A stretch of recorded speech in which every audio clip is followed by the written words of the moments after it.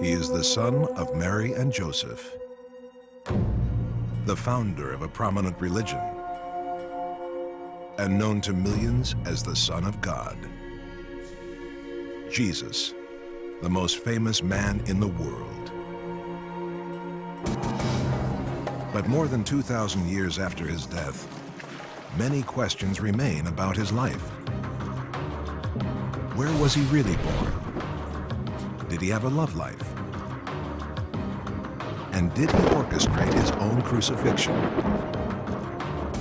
Now, scientists are digging up new evidence, discovering details about how ancient people lived, and analyzing the Bible for clues.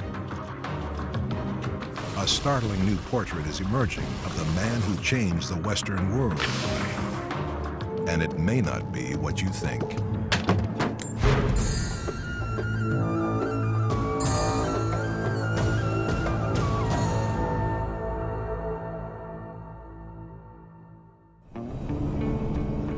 On the night Jesus was born, the Gospels tell of a shining star over Bethlehem,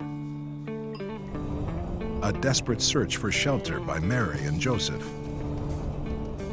the newborn Jesus in a manger, and 3 wise men who come to worship. The story is so familiar, we assume it comes from the Bible. But how much of what we think we know about the Nativity is true? Believe it or not, the Bible actually says very little.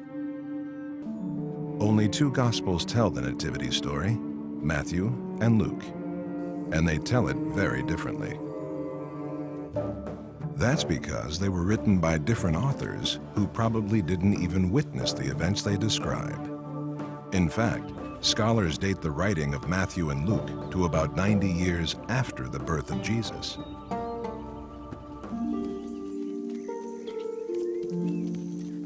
Luke's story of the birth begins with Mary and Joseph's journey to Bethlehem to register in a Roman census.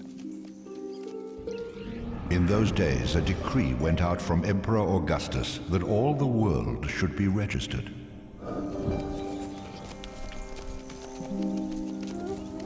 Luke's version also gives us the cherished image of Mary on a donkey. But the Gospel of Matthew says that Joseph and Mary already lived in Bethlehem. In Matthew's version, it wasn't Mary and Joseph who traveled. It was the 3 Magi who were guided to Jesus by the Star of Bethlehem. And there, ahead of them, went the star they had seen in the east.